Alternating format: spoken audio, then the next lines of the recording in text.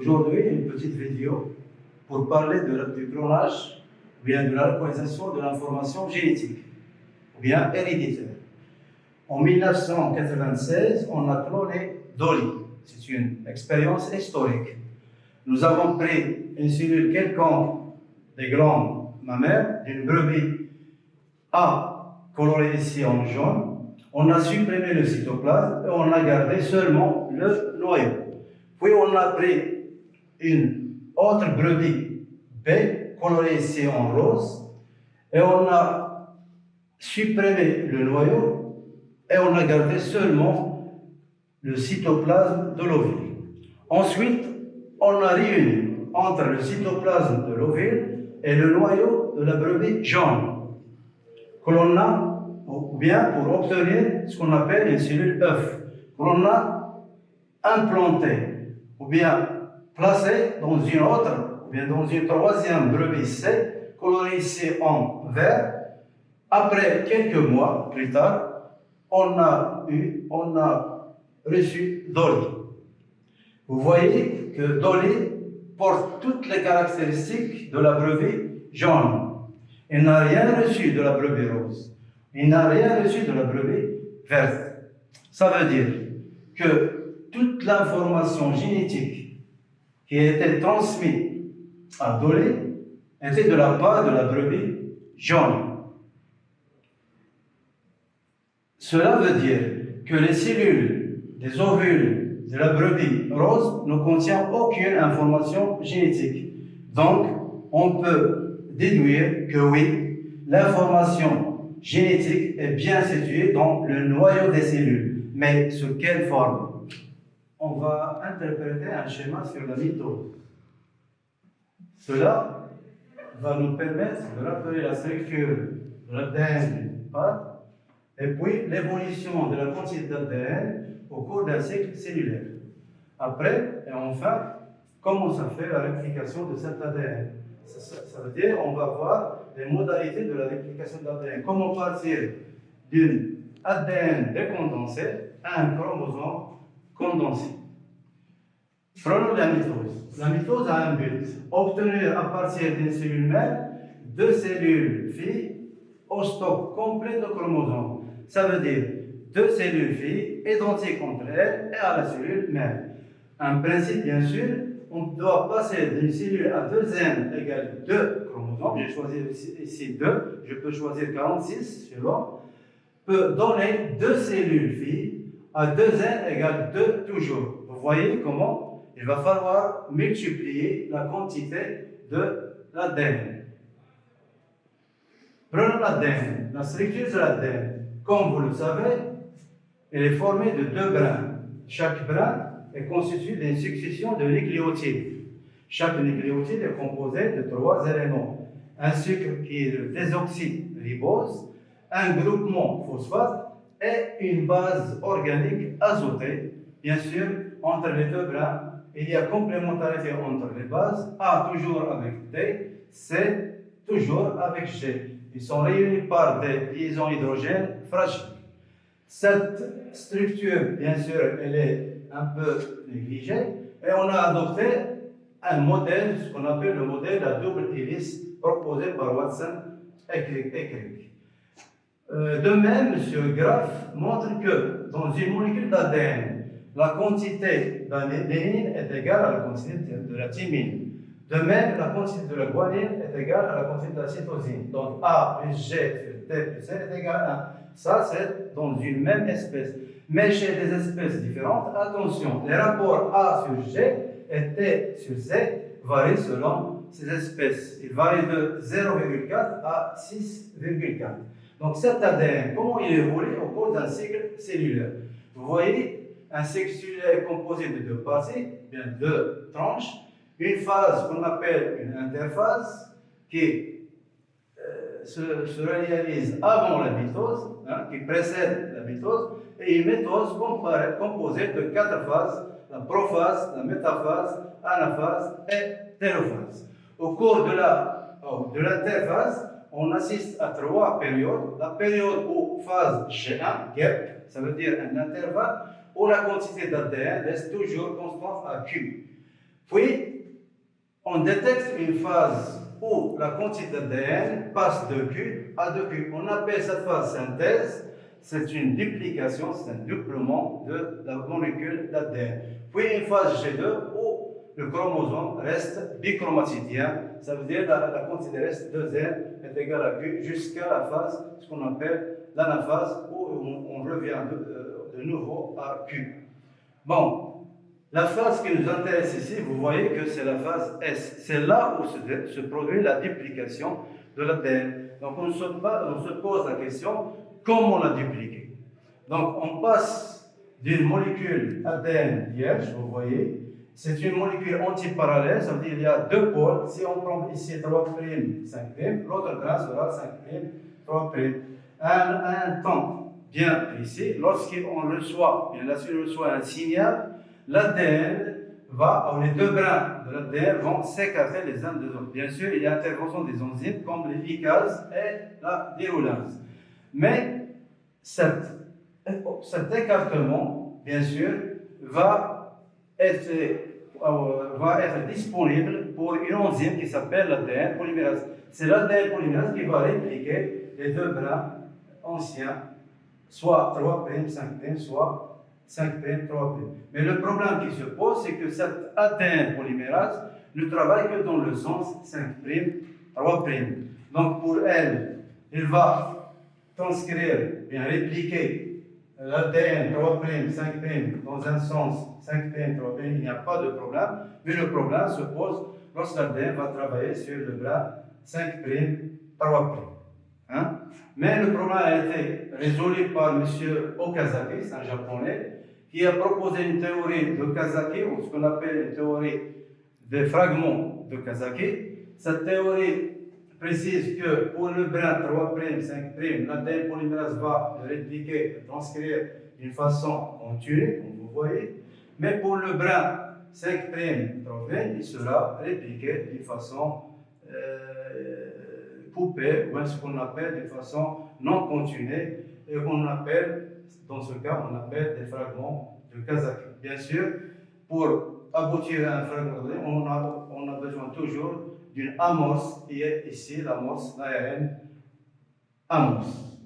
Et puis, pour comprendre bien le phénomène, je vais zoomer. Donc, il existe plusieurs points de réplication. Ça, c'est un point de réplication. Celui-là, c'est un point. Et celui-là, c'est un point. Et celui-là, c'est un point.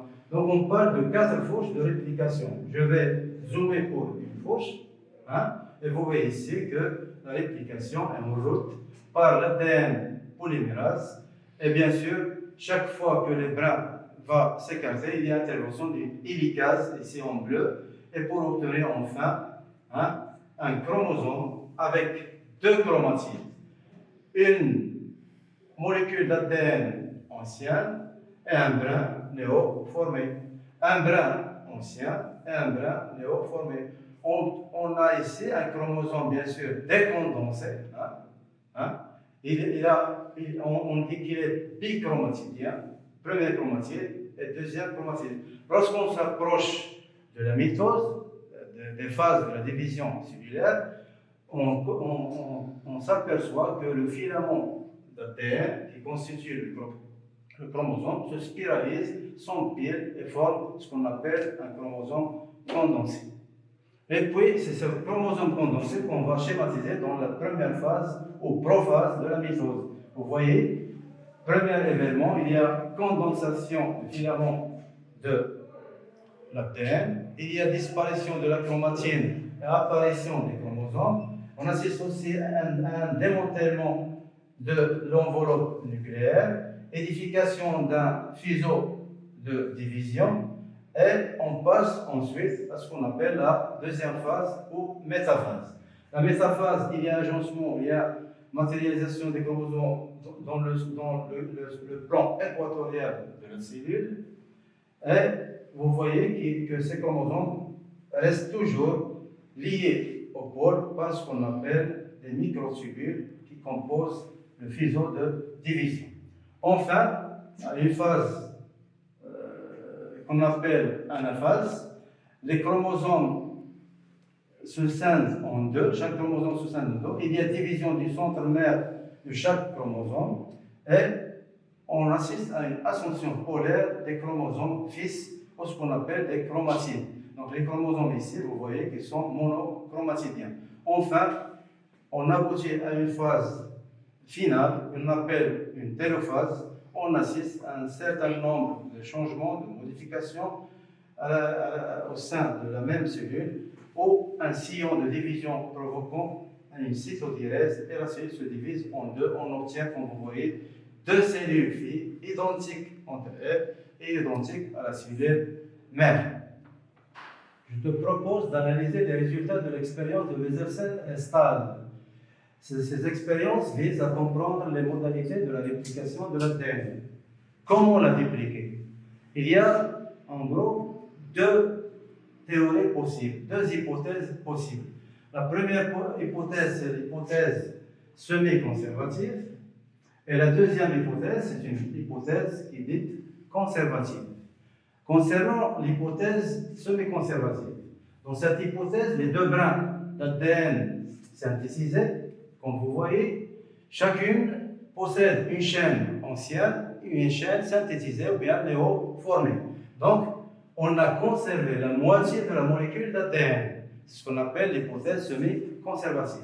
Par contre, dans l'hypothèse conservative, les deux cellules filles, pour chaque cellule fille, on assiste à une conservation de la molécule mère. Mais la molécule synthétisée, elle est composée totalement de deux chaînes néo-formées, nouvelles. Pour savoir laquelle est correcte, on va prendre la super idée de Weselsen et Stahl. C'est une super idée parce qu'il a utilisé un azote lourd, radioactif, qui permet de suivre l'ADN au cours de la division cellulaire. Ils ont cultivé une bactérie qui s'appelle Escherichia coli sur une culture, bien sûr, un milieu contenant de l'azote lourd. Après multiplication, plusieurs générations, ils ont extrait l'ADN des bactéries et ils ont procédé à une centrifugation sur gradient de densité et ils ont localisé les ADN. Comme vous voyez, ils ont localisé que les ADN sont tous lourds avec une densité 1,72, donc 100% lourd. Puis, en deuxième temps, ils ont reporté les cellules cultivées dans le premier milieu à un milieu contenant uniquement N14 comme source d'azote et ils ont laissé ces bactéries se multiplier pour une génération et ils ont extrait de nouveau l'ADN des bactéries, puis une centrifugation sur le gradient de densité et ils ont obtenu le résultat suivant. Ils ont obtenu 100% d'ADN intermédiaire, ni lourd ni léger. Ça veut dire l'ADN est composé de deux brins, un brin léger et un brin lourd. Donc, si vous voyez que ce résultat de Weselsen il est en accord avec l'hypothèse semi-conservative. Parce que ici, on a conservé la moitié de la cellule. Donc, cette expérience de Weselsen valide l'hypothèse semi-conservative. Par contre, l'hypothèse conservative est infirmée. Si on suppose que cette hypothèse est confirmée, on peut partir à la génération 2. Si on part de la génération 1, dont les deux chaînes sont hybrides, donc ils vont se diviser, on a obtenu un nouveau résultat. On a obtenu, après l'extraction de l'ADN des bactéries et centrifugation sur le gradient de densité, deux résultats.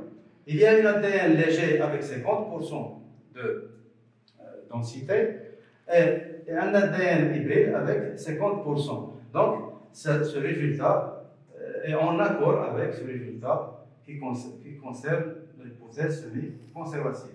Tous ces résultats, on peut le présenter d'une autre façon. Par exemple, si on prend des parts d'une génération témoin, ici, l'ADN est totalement léger, avec une densité de 1,710. Si on cultive ces bactéries dans un milieu marqué par l'azote 15 pendant plusieurs générations, et après extraction des ADN, on obtient uniquement 100% de l'ADN lourd. Puis si on reporte ces bactéries de la génération G0 à un milieu contenant uniquement de l'azote 14, et après multiplication, on va avoir une génération G1, mais après l'extraction de l'ADN, tous les ADN sont intermédiaires, c'est-à-dire sont des hybrides composés d'une partie lourde et d'une partie légère, 100%. Puis, si on reporte ces bactéries du milieu contenant un 14 à un autre milieu toujours qui contient un 14, on obtient une génération G2. Après extraction des ADN, on constate qu'il y a deux types d'ADN. Une ADN léger et une ADN hybride. Donc, ces résultats sont cohérents avec l'hypothèse semi-conservative. Je te propose un schéma bilan de la synthèse des protéines. En classe, tu as dû comprendre comment passer de l'ADN à la protéine. Je te rappelle aussi qu'un gène code pour une protéine. Donc, cette vidéo va nous permettre de préciser le codage, comment ça fait le codage entre l'ADN et la chaîne polypeptidique. Tout se passe dans le noyau. Un gène, qui est une portion de l'ADN, code pour une protéine donnée. Seulement, cette portion de l'ADN, le problème c'est qu'il est enfermé dans le noyau. Il ne peut pas sortir par les pores nucléaires, tout simplement parce qu'il est gros. D'où la nécessité, sans finalisme, de synthétiser un ARN messager. Ça va être un intermédiaire, une molécule intermédiaire entre le noyau et le cytoplasme. Cette ARN, comme vous voyez ici, elle est transcrite à partir d'un brin transcrit de l'ADN. Donc, on peut assister qu'il est un brin complémentaire pour ce brin, mais il est une coupée collée pour le brin non transcrit qu'on appelle brin codon. Avec une différence près, on change la thymine par l'uracile. Ok? Une fois transcrit, l'ARN va sortir du noyau vers le cytoplasme. Là où il va subir une traduction, il va être traduit en chaîne polypeptidique, il va être lu par un chromosome, ou bien un ribosome, pardon, ou bien plusieurs ribosomes. Un ribosome est un organisme cellulaire composé de deux sous-unités, la petite sous-unité et la grande sous-unité, avec deux sites, le site P au proximal et le site A au anal. Donc, une fois la synthèse de la protéine débute, ce ribosome va permettre de décrypter le message porté par l'ARN messager et on va assister à trois étapes successives. La première étape, c'est l'étape d'initiation, comme vous voyez. Le triplet initiateur est toujours UAG, qui code toujours pour la méthionine. Ça veut dire que le premier acide aminé qui sera intégré dans la protéine, c'est la méthionine. Au départ, se réalise donc la localisation entre le triplet AUG de l'ARN messager et l'ARN méthionine. Donc, l'anticodon est UAC. Comme vous voyez, la surface de la petite sous-unité de ribosome avec nécessité de l'énergie et aussi un facteur d'initiation.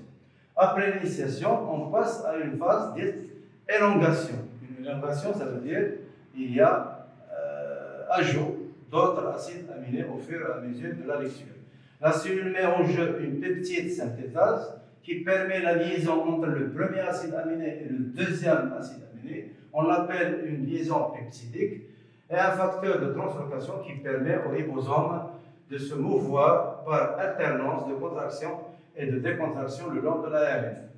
Après l'élongation, on passe à une phase dite de terminaison et se produit quand le ribosome rencontre un signal d'interruption, stop, indiqué par l'un des trois codons, soit UAA, ou bien UAG, ou bien UGA. Éliminant là, et enfin élimination de la méthionine. On va traiter deux exercices. Concernant la deuxième partie sur l'épreuve écrite, cette partie valide la pratique du raisonnement scientifique et l'argumentation. Dans le premier exercice, on va insister sur les modalités de la réplication d'ADN. Et dans le deuxième exercice, on va essayer de préciser les modalités du codage qui existe entre l'ADN et la protéine. Ça veut dire comment ça se fait à partir d'un ADN, d'un gène bien donné, on synthétise une protéine. Il y a quelques consignes que vous devez suivre. Lire toujours attentivement la question posée pour savoir comment orienter votre exploitation des documents.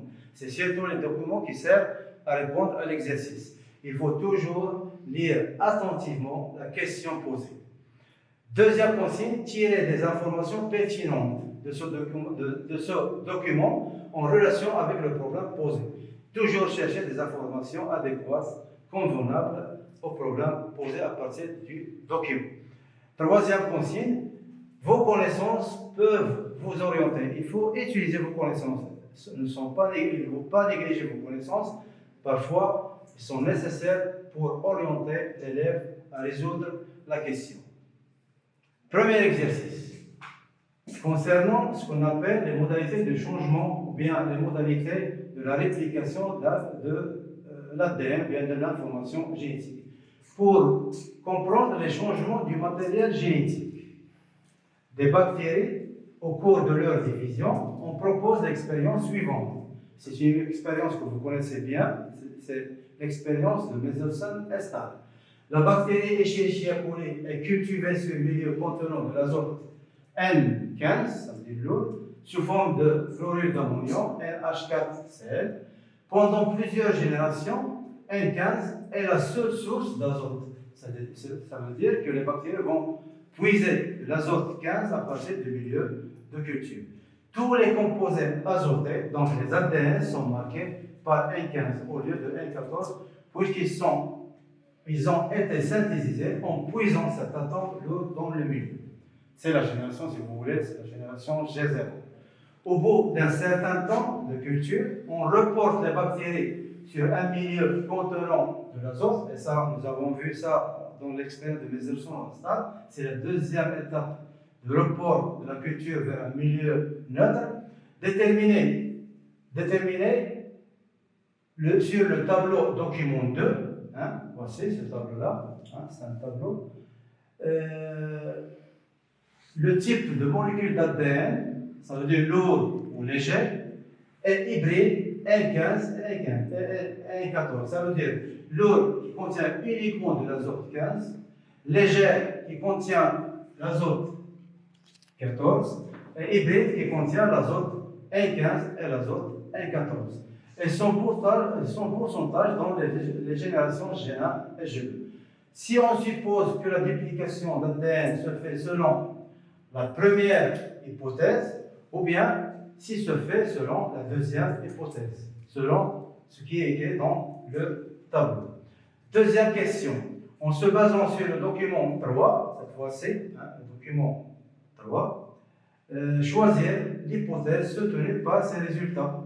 Donc, les résultats que vous allez trouver dans la première question, dans le document 3, vous pouvez choisir laquelle est correcte. Est-ce que c'est l'hypothèse numéro 1 ou bien l'hypothèse numéro 2? Troisième question, à l'aide de schéma, représentez le type d'ADN et son pourcentage chez les bactéries mères et celles des générations G0, G1 et G2.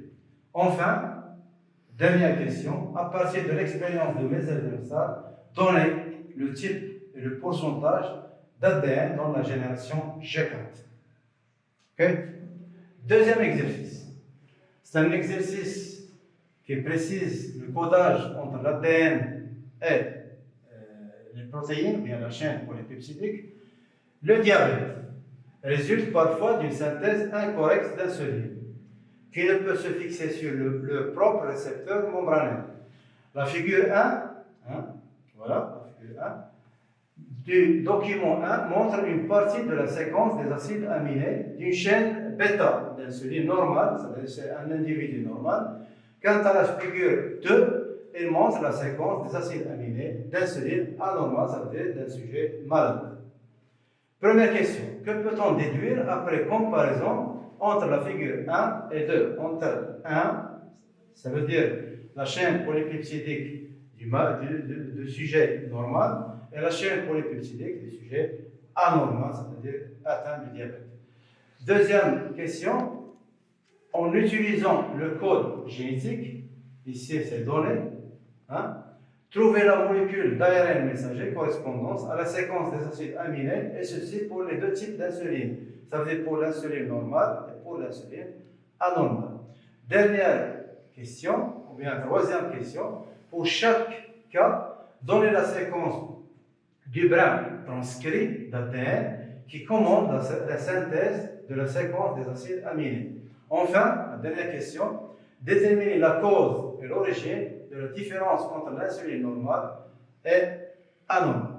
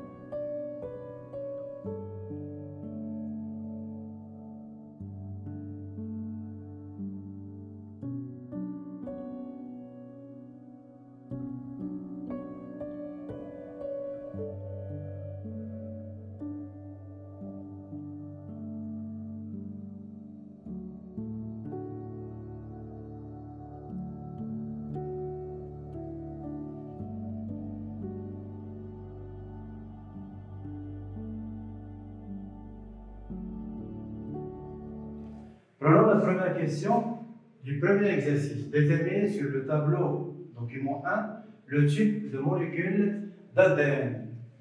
Elles sont pourcentage dans les générations G1 et G2. Bien sûr, on va se baser sur le tableau, bien sur le document 1.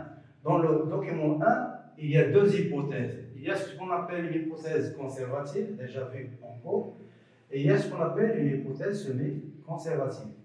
Donc, si on suit la première hypothèse, on va considérer que l'ADN mère représente une génération G0. Donc, la génération suivante sera G1. Donc, il suffit d'utiliser bien ce document, d'exploiter ce document et essayer de se faire sortir ce qui est pertinent. Ça veut dire, puisqu'il est conservatif, une molécule d'ADN complète va donner une deuxième molécule complète. Mais cette fois-ci, les deux brins sont légers parce qu'ils se trouvent dans un milieu léger, dans un milieu qui contient l'azote 14. Donc, la première génération G1, selon la première hypothèse, ce sera 50% d'ADN lourd et 50% d'ADN léger. Ce que vous voyez ici, 50 lourd et 50 léger. Si on continue à diviser ces ADN, c'est-à-dire si on passe de la première génération à la deuxième génération, on obtient une molécule mère entièrement lourde, ça veut dire 75 à 25% d'ADN lourd, et tout ce qui est nouveau, ce sera léger. La première molécule légère issue de la molécule mère et la deuxième molécule légère issue de la molécule fille. Donc on aura 75% d'ADN léger et 25% d'ADN lourd. Cela, si on accepte que l'hypothèse est conservative.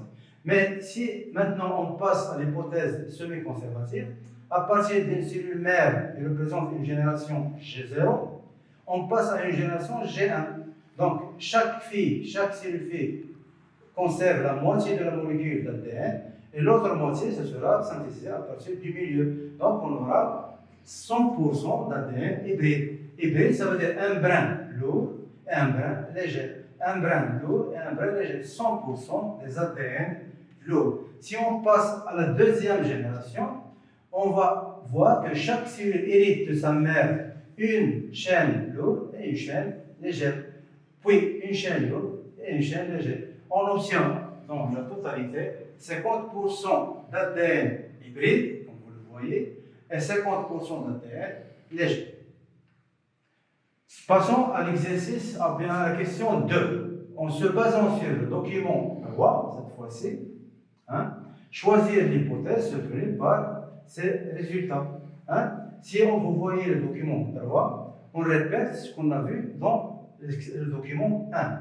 Bon, si on prend départ, selon organisation stable, d'une génération témoin qui contient que des ADN légers, Si on fait un report de cette génération témoin dans un milieu contenant que de l'azote 15, donc à plusieurs multiplications, à plusieurs générations, toutes les bactéries vont renfermer de l'ADN lourd. Donc, on s'aperçoit que l'on obtient par résultat de méthanisation que des ADN lourds. Bien sûr, on a extrait les ADN des bactéries, on a centrifugé sur gradient de lac, et par spectrophotométrie, on a localisé qu'il y a seulement de l'ADN lourd. Si on reporte la génération G0 dans un milieu contenant l'azote 14, uniquement de l'azote 14, on détecte que l'ADN est devenu totalement hybride, ni lourd, ni léger.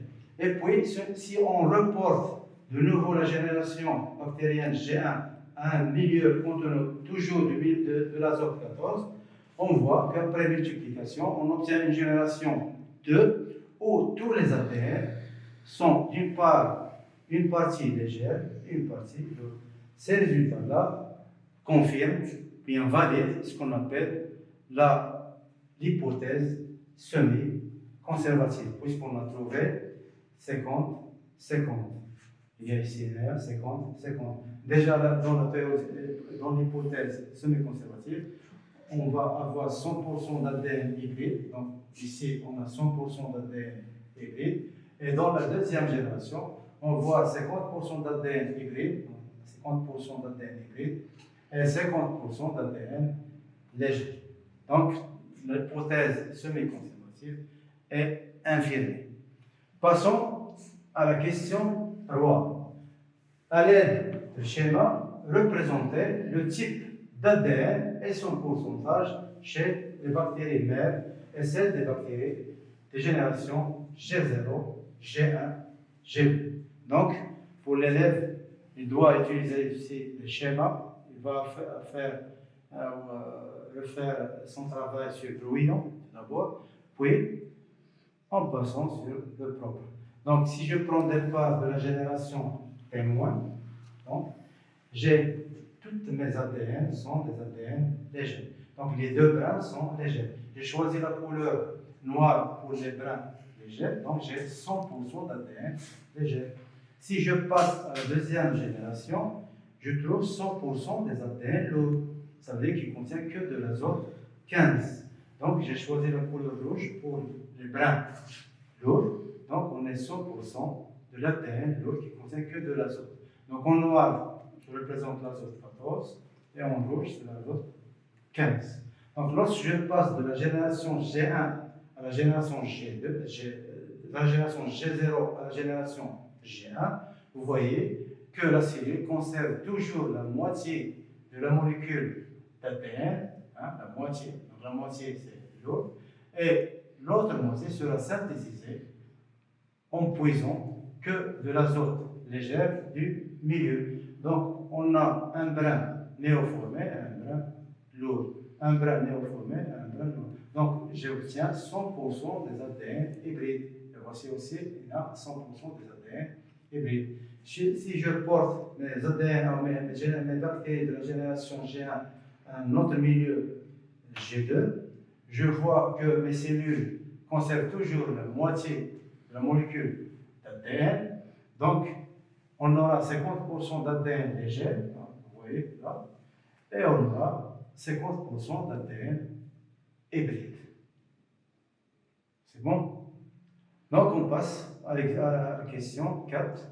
À partir de l'expérience de Mendelssohn-Esther, donnez le type et le pourcentage d'ADN dans les générations G4. Donc, la génération G4, si je suis la même méthode, la même itinéraire, donc je vais passer de la génération G2 à la génération G3, et après la génération G3, je passe à la génération G4. Donc, si vous constatez que le pourcentage des ADN va diminuer au fur et à mesure du temps. Donc, dans la génération G4, on aura, au lieu de 50%, on aura 12,5% d'ADN hybride et 87,5% d'ADN léger. Pourquoi? Parce que le milieu, maintenant, ne contient que de l'azote léger, ça veut dire N14. Concernant l'exercice numéro 2, Je vous avais déjà dit qu'il précise le codage entre l'ADN et la chaîne polypeptidique. On a vu à partir de l'exercice que l'insuline, parfois, il n'est pas synthétisée d'une manière correcte, tout simplement parce qu'il y a un déficit, ou bien un manque, ou bien un dérèglement au niveau de la chaîne polypeptidique. La première question, il nous demande que peut-on déduire après comparaison entre la figure 1 et 2. Ça veut dire, à partir de la comparaison de l'insuline chez l'individu normal et l'insuline chez l'individu anormal, on va détecter pourquoi ce malade est atteint de diabète. Donc, en comparaison entre les deux chaînes, on s'aperçoit qu'il y a une seule différence entre les deux chaînes, c'est au niveau de l'acide aminé numéro 24. Chez le sujet normal, on a la phénylalanine. Par contre, chez le sujet anormal, ça veut dire qu'il possède une insuline anormale, qui possède l'acide aminé qui est la leucine. Donc, comme vous voyez, on observe un changement d'acide aminé de phénylalanine par la leucine chez la personne malade. On en déduit, donc qu'est-ce qu'on en déduit? On en déduit que ce changement a eu pour conséquence de rendre l'insuline anormale. Qu'est-ce que ça veut dire anormale? Elle est inefficace, il ne peut pas se fixer sur le propre récepteur. Ce pouvoir nécessite donc un nombre, un ordre, un type bien précis des acides aminés. Tout changement au niveau du nombre, ou bien du type, ou bien de l'ordre, ça provoque une protéine non fonctionnelle. Donc pour qu'il soit fonctionnel, l'acide doit respecter ce nombre et cet ordre et ce type d'acides aminés. La deuxième question, en utilisant le code génétique qui est donné ici, trouver la molécule d'ARN messager correspondante à la séquence des acides aminés, et ceci pour les deux types d'insuline. Ce que vous avez, ou ce que vous connaissez, en cours, on part toujours de l'ADN vers l'ARN et vers les acides aminés. Ici, dans cet exercice, c'est le contraire. On va passer de l'acide aminé, peut-être c'est nouveau pour vous, on va passer de l'acide aminé vers l'ARN messager et vers le code génétique, bien le brin codant de l'ADN.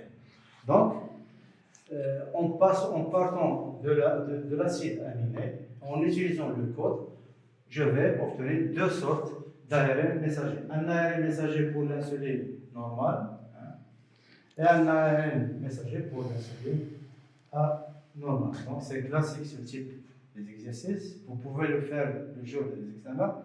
Troisième question, on nous demande pour chaque cas, donner la séquence du brin transcrit d'ADN qui commande la synthèse de la séquence d'ADN. Si on examine l'ARN messager chez l'individu normal et l'individu anormal, on s'aperçoit qu'il y a une seule différence qui est le codon 24, qui est ici chez le normal U. Par contre, chez l'insuline anormale, on a CU.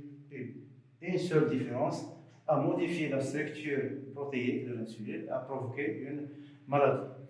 La quatrième question, déterminer la cause et l'origine de la différence entre l'insuline normale et anormale. Donc toujours la cause ou l'origine, on va la chercher au niveau du brin transcrit.